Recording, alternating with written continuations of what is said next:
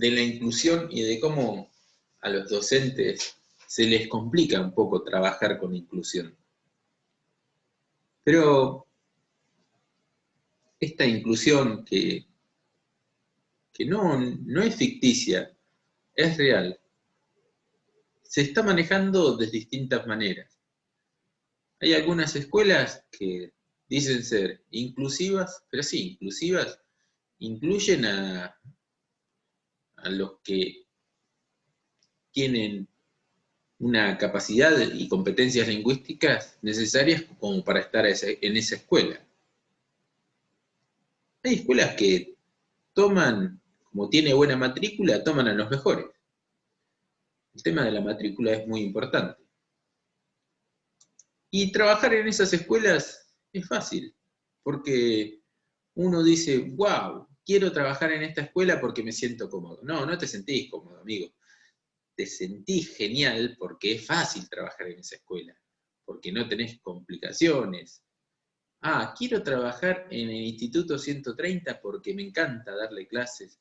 Y sí, porque la mayoría tiene una buena comprensión lectora, tiene buena lectura, tiene buena escritura. Entonces, esta capacidad y estas competencias y este capital lingüística y estas ventajas hacen que haya un éxito escolar y profesional también. Un éxito escolar y profesional de los estudiantes porque realmente tienen ventajas. Y en los institutos educativos siguen teniéndolas. ¿Por qué? Porque están a la altura de poder comprender realmente todo lo que se les ofrece en la escuela. Y el tema es aquellos que no pueden comprender, aquellos que no llegan. Y uno, hablando de prejuicios, uno se preocupa por los que tienen mucha capacidad para que se les pueda dar más y mejores cosas, mejor enseñanza. Y por ahí olvida al que no tiene esa capacidad y esas competencias. En un salón, muchas veces como docentes, estamos más pendientes en los que necesitan menos que en los que necesitan más. Ahora, desde la virtualidad, es muy difícil entender eso, porque ni siquiera podemos verlos a los ojos ni escucharlos muchas veces. Pero en la presencialidad, muchas veces como docentes armamos como un subgrupo y los 10 de adelante que escuchan y atienden, les estoy dando la clase. Y a los 10 de atrás, si quieren charlar y reírse, que se rían y charlen. Y pasa eso.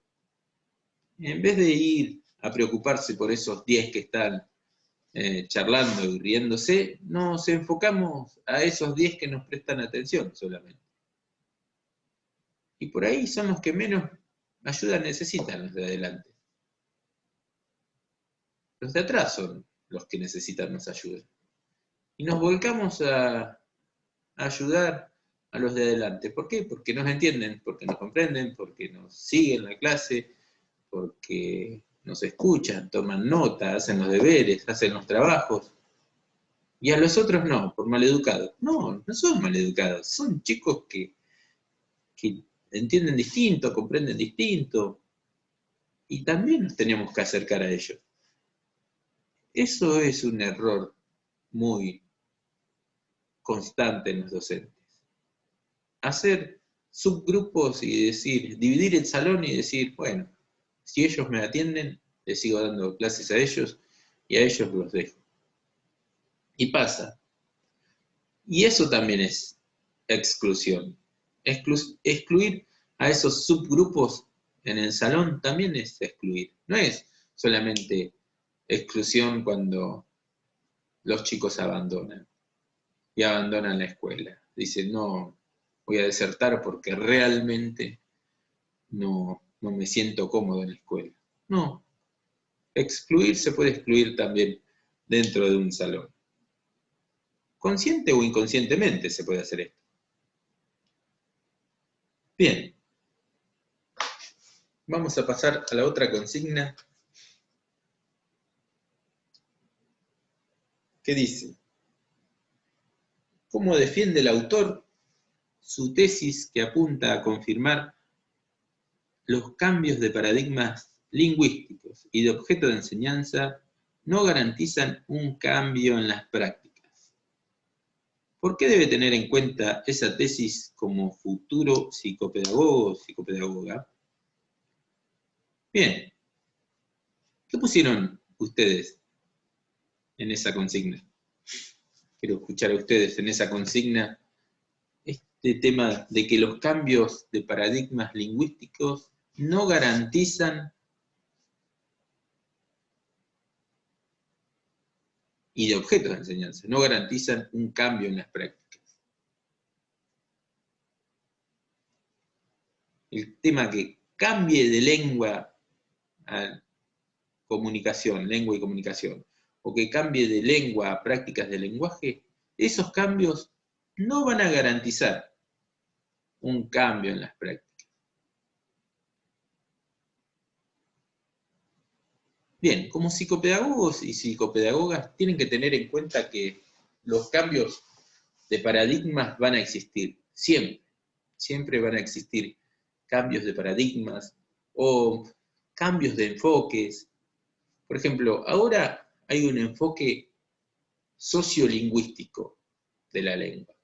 Por eso se llaman prácticas sociales del lenguaje. Pero ojo, que se está viniendo un enfoque muy neurolingüístico.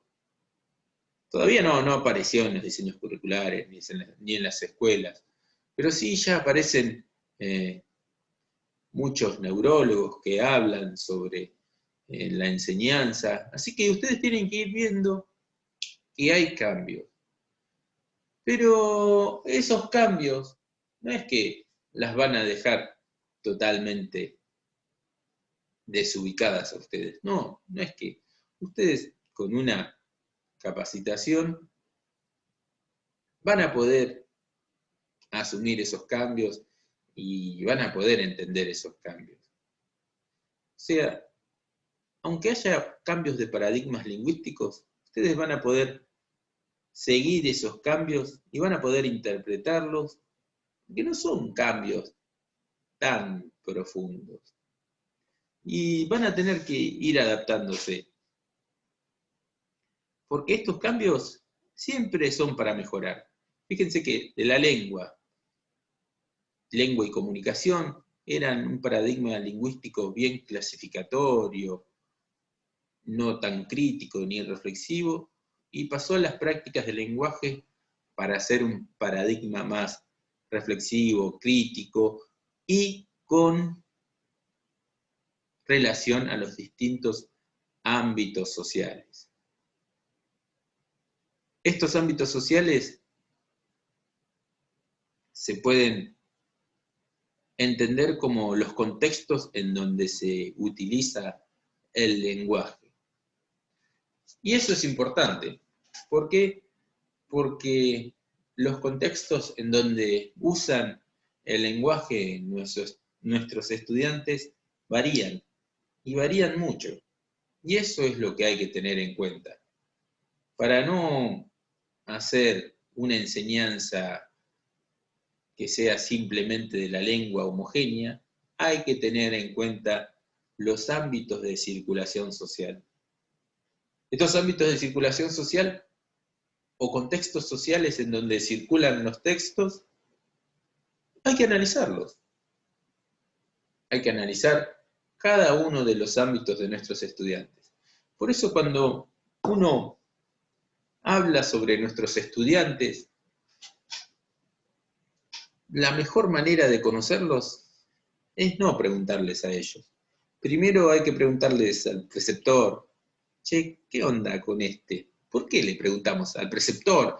Hay veces que el preceptor o la auxiliar o la directora, la vicedirectora, saben un montón de cosas que nos pueden ayudar.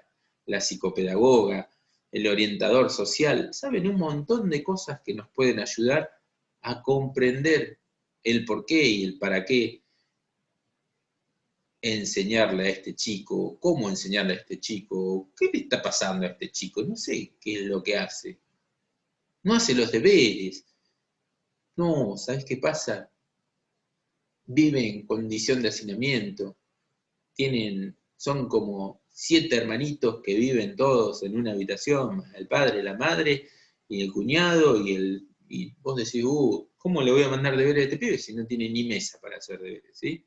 Entonces, ya uno, en vez de hacer los deberes en la casa, o en vez de darle la parte práctica para la casa, le dice, bueno, vos, vamos a ver si podemos hacer en estos 10 minutitos del recreo, a ver si podemos avanzar.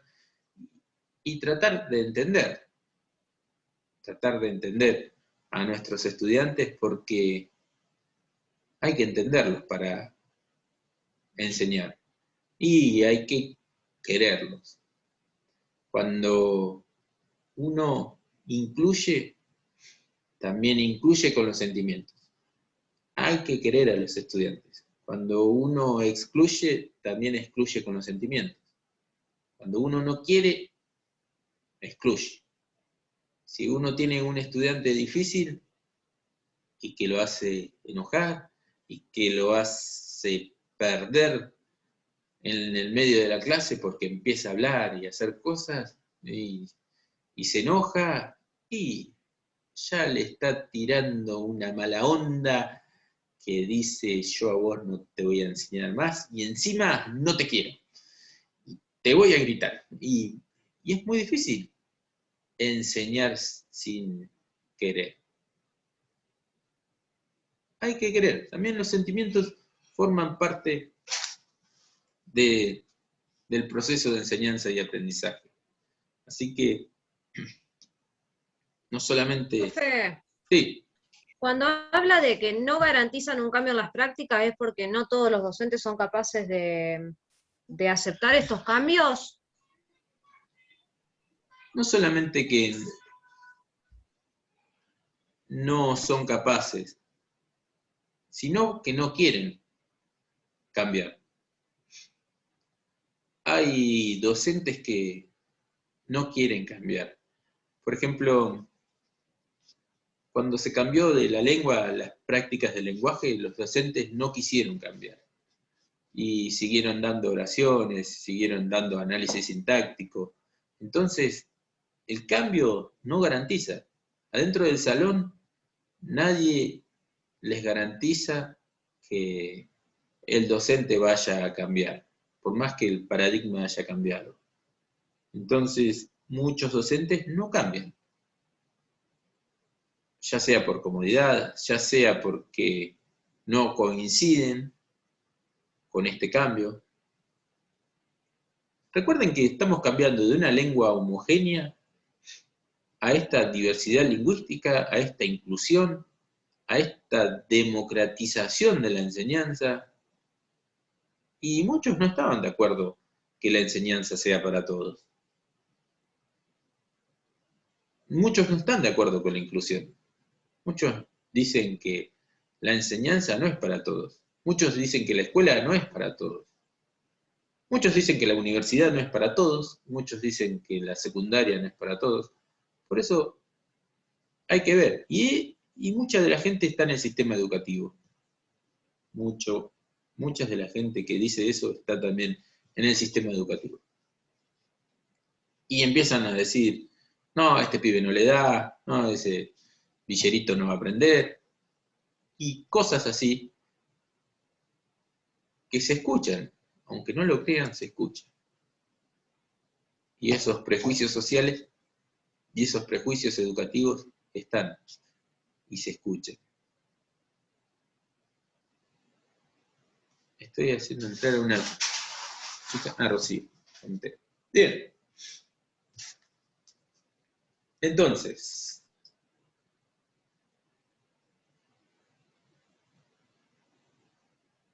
seguíamos con la 6. Dice, analizar la frase de Goethe en el texto de Nietzsche.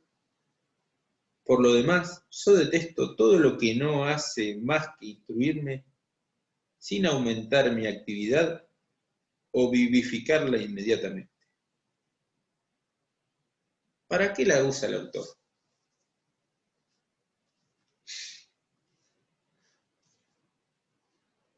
Este tema de la inmediatez, del aprendizaje inmediato, es importante. Muchos de nuestros estudiantes no entienden cuando uno realiza una enseñanza que les puede llegar a servir en unos cuantos años. ¿Saben qué? Estuve pensando, yo tengo una hija en 6º año del secundario, y se queja porque en todas las carreras tienen matemática al principio, el primer año. Y yo le dije, pero no te preocupes, le digo, el primer año de todas las carreras largas siempre tienen matemática, contabilidad, análisis de estadística. No te preocupes, porque es el primer año. Después empezás con la carrera y te va a gustar. Y realmente ahí la tranquilicé. La tranquilicé porque dije, no todo es feo en la enseñanza. Y no vas a aprender inmediatamente lo que vos querés. No vas a aprender los contenidos de tu carrera en el primer año. En tu primer año vas a tener cada materia que decir, ¿para qué existe esto? ¿Y yo qué voy a hacer con esto? ¿Para qué quiero estadística? ¿Para qué quiero esto? ¿Para qué quiero matemática? ¿Para qué quiero? Son cosas que uno que por ahí no los vaya a usar nunca. Yo me acuerdo que estudié técnico en laboratorio, también me gustaba la química, todo eso, pero estadística, nunca utilicé la estadística, sacaba sangre, hacía análisis, hacía de todo, pero la estadística no la usé nunca. La física me encantó la materia, pero yo para sacar sangre, ni siquiera me consideraba técnico en laboratorio, porque ponía la sangre, ponía el suero en una maquinita, lo chupaba y enseguida hacía el análisis. Ni siquiera hacía pruebas físicas ni químicas, ya me sentía un extraccionista. Entonces, cuando hacemos una carrera o cuando estudiamos, no sabemos el para qué inmediato. No sabemos para qué inmediatamente nos va a servir lo que estudiamos o lo que hacemos. Una vuelta cuando se me cortó la luz en el laboratorio sí me di cuenta para qué la física y la química, para qué las reacciones químicas. Porque yo ponía el suero en una maquinita que lo absorbía y me tiraba todos los análisis. Pero cuando tuve que hacer el análisis manual, cuando se me cortó la luz, ahí dije, para eso estudié igual. Sí, pero el para qué inmediato es lo que más buscan los chicos en la escuela. Y hay que ser muy reflexivo para encontrar el para qué de todo lo que uno enseña. Y hay que ver las estrategias de enseñanza, porque muchas veces uno sale a tomar una cerveza a la reina un domingo a la noche y el lunes tiene que ir a enseñar. Y bueno, se acuesta a las 3 de la mañana y no tiene nada y yo digo, ¡fua! Y entra a internet a las 3 de la mañana y abre la página y dice algo y lo imprime y al otro día lo lleva. Y el para qué y el por qué no aparece en eso. Por eso tengan en cuenta que también son seres humanos y se van a equivocar en la enseñanza. Los seres humanos también se equivocan. Y también puede ser que una clase no la planifiquen. Y entonces, ahí el para qué y el por qué no lo van a tener. O lo van a tener que inventar sobre la marcha. Pero es lo más importante, darle el para qué y el por qué a los chicos inmediatamente es lo que más significativo le va a hacer la clase. Bien, pasamos a la próxima pregunta, ya la última. Dar ejemplo de saberes sujetos, teniendo en cuenta las siguientes características. Se trata de saberes que estaban ocultos dentro de conjuntos funcionales y sistemáticas, y que se pueden construir a través del instrumento de la erudición. Aquellos que han sido descalificados como no competentes o insuficientes, insuficientemente elaborados, saberes ingenuos, jerárquicamente inferiores, por debajo del nivel de conocimiento o cientificidad requerido. Se trata de saberes considerados bajos, no calificados o hasta descalificados. ¿Le ha pasado alguna vez en alguna clase que les hayan descalificado algún saber? ¿Puede llegar a pasar esto? ¿Qué es lo que pasa? Puede llegar a pasar. Yo en mi caso prefiero callarme cuando no sé algo, porque provoca risa, burla, rechazo. A mí me gusta fallar y reírme de mí mismo, pero cuando uno te descalifica un saber, eso es un bajón. Eso es un bajón. A mí me han descalificado saberes como estudiante, pero también me han descalificado saberes como docente. Una vez estuve en un concurso de radio, me acuerdo, y me dijo, ¿cómo vas a hacer la evaluación? Y empecé a explicar que la evaluación iba a ser un proceso en la radio, y además que iba a evaluar la radio de acuerdo a la cantidad el trabajo en radio de acuerdo a la cantidad de oyentes. Y me dijo que no, que eso no tenía que ser. Y yo, en vez de quedarme callado, como dijo Lore, dije, no, pero pará, le digo, ¿vos alguna vez hiciste radio? Le digo, ¿cómo no voy a tener en cuenta los oyentes y la respuesta de los oyentes en la evaluación de un taller de radio? Escuchame, no me podés decir eso. No me podés descalificar la evaluación de esa manera. Y bueno, empezó a decir otras cosas, y otras cosas, y otras cosas, y bueno.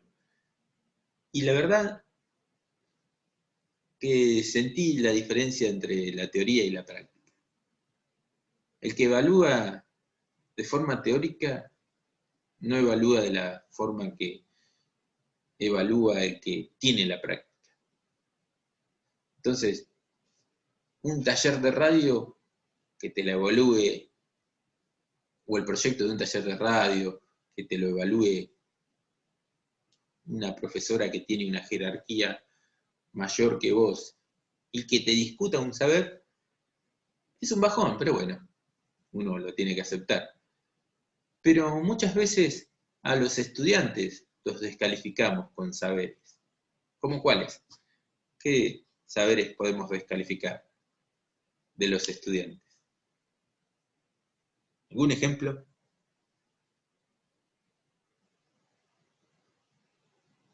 ¿Qué pusieron en esa consigna? ¿Pusieron algo? No llegaron a esa consigna. Lore, ¿pusiste algo? Yo me guié de lo del texto y Dale. asocié algo que, bueno, si le pifeo me vas a corregir. No pasa nada. Pará.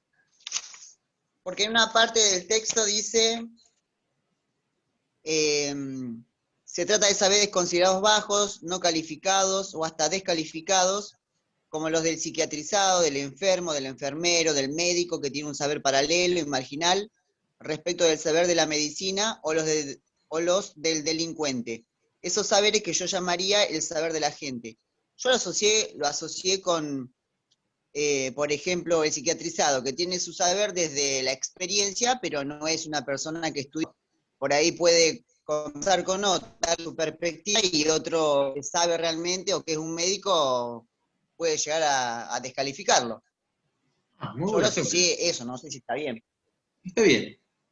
¿Alguien más? Muy bien, Lore.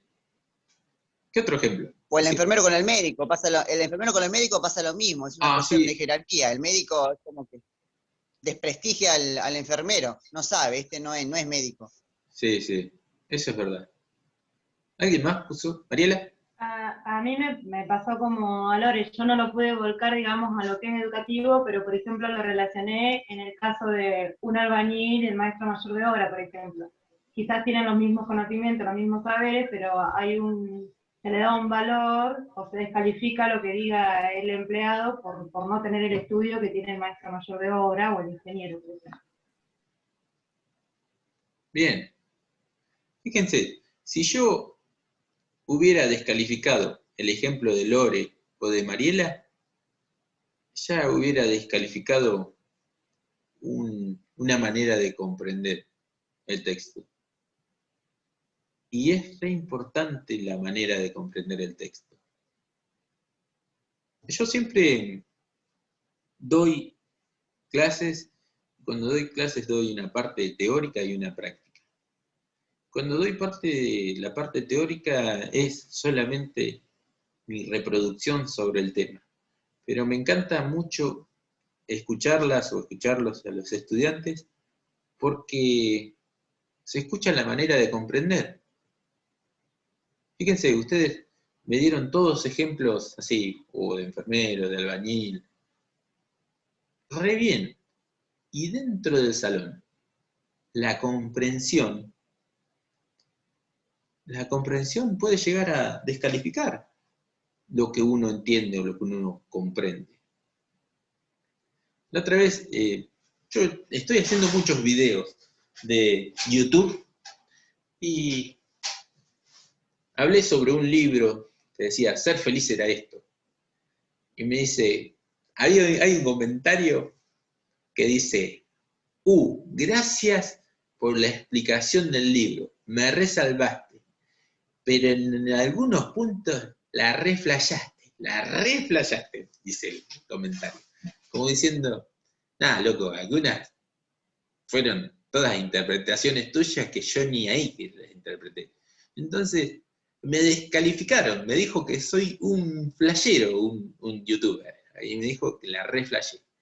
Entonces, el tema de la comprensión es re importante, sobre todo este tipo de textos aburridos, largos y tediosos, en donde uno puede comprender, uno puede agarrarse de los ejemplos, como dice Lore, o como dijo Mariela, o puede volar un poco más a ejemplos personales. Y cuando uno vuela a ejemplos personales, lo siente como más cercano, ¿sí? A mi hermano le pasó, que viene al caso. Vos sabés que mi hermano sabe mucho de sistemas y computadoras y computación, sabe muchísimo, pero le faltaba rendir un examen de esa materia y cuando, después de muchos años que él trabajó, por experiencia fue a rendirlo, le tocó una docente que le había dicho, bueno, estos son los temas y esto es lo que tenés que responder. Entonces le agarró, leyó, dice, sí, se lo rindo ahora porque yo lo sé. No, dice, ¿cómo? ¿Cómo lo vas a...? Sí, yo lo sé, ahí. ¿Te lo puedo responder? No sé qué... No, dice, yo lo sé porque... Bueno, el tema es que defendí el examen, porque para él tenía que estudiar la teoría, aunque él la había por experiencia que podía hacer el examen, y no se lo dejó. Después de pasado un tiempo, él fue a, no sé con quién, al consejo escolar y habló con otro docente y se lo tomaron y lo aprobó. Pero en ese momento la docente no se lo perdió. Bueno, lo que dice Lorena pasa en muchas oportunidades. El tema de descalificar saberes y después que venga otro y que diga, no, pero pará, ¿por qué te desaprobó? En este año y el año pasado se trabajó mucho con la virtualidad y los chicos están recibiendo notas TEP, TED, TEA.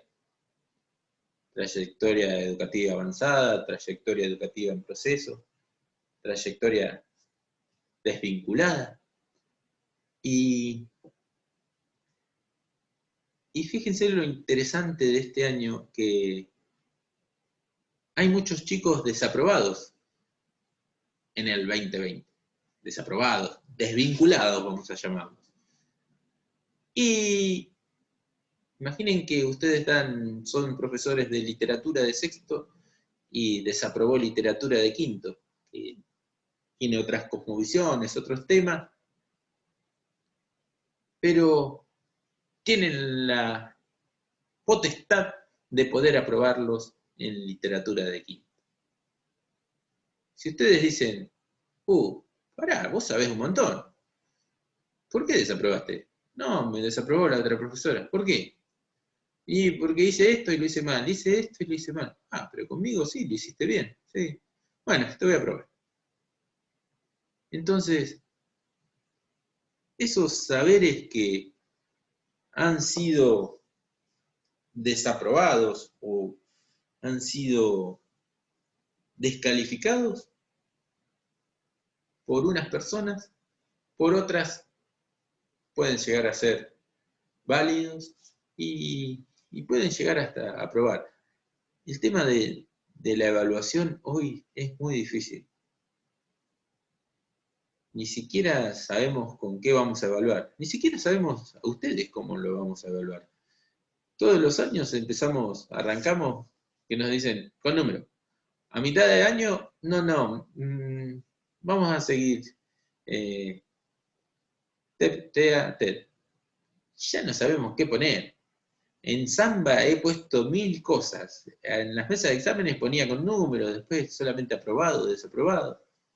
Y lo fueron cambiando. ¿Cómo les aparece en las materias en Samba? Los saberes. Sin nota. Sin nota, ¿no? Aprobado. Sí. Aprobado, desaprobado. ¿Y los finales? ¿Los finales también? ¿Y las cursadas también? No, Los finales sí con número. con números. Ni con número. Sí. Yo he puesto finales con número, cursadas con número también, después me lo han hecho cambiar.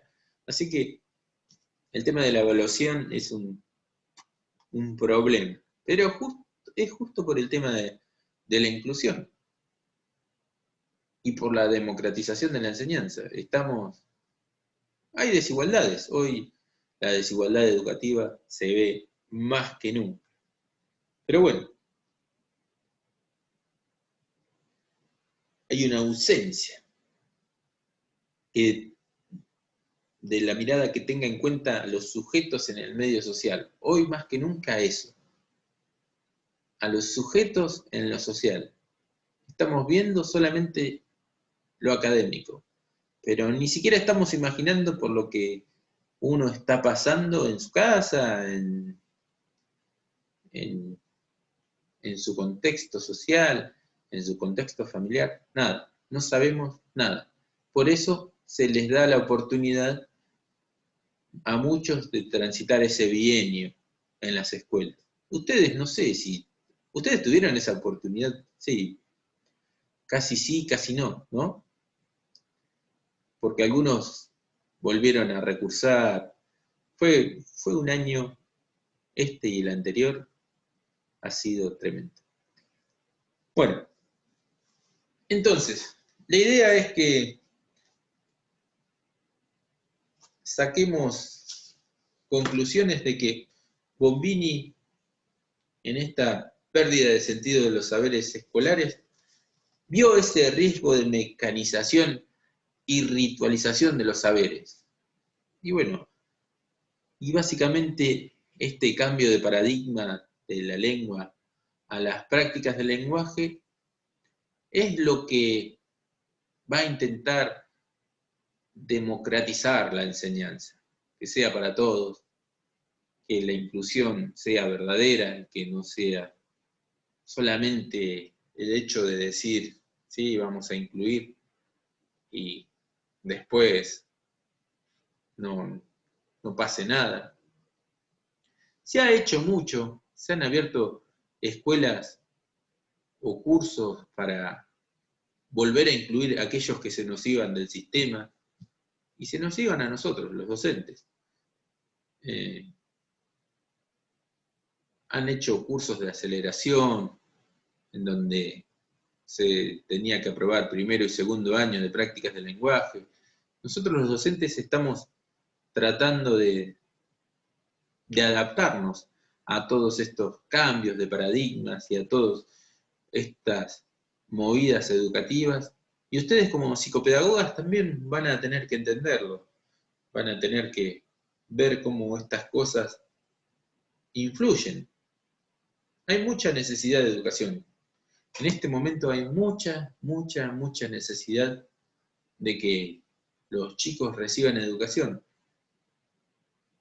Hay burbujas que tienen clases cada 3 o 4 semanas. Es una barbaridad. Una semana sí, 3 no. Es un bajón no tener clases. Y clases virtuales se pone cada vez más difícil. Ustedes que tienen clases virtuales, yo lo veo cada vez más difícil. Pero bueno, vamos a intentar que la educación, encima que ya estaba un poco en crisis con esto de la pandemia, se profundizó un poco más. Bueno, basta de gramática, de palabras, de accidentes, de morfología, sintaxis y fonología. Nos vamos a ver la próxima clase. Vamos a seguir la parte teórica y práctica, así que les estaré informando por el grupo cuando les paso la parte teórica y si nos conectamos o si les mando la clase grabada. Bueno, chicas, que tengan un buen fin de. Gracias. Igualmente. Bueno, gracias. Igualmente. Nos vemos el Gracias, próximo viernes. Chao. Chao, Nos profe, vemos. hasta luego. Hasta luego. Bien, hasta luego.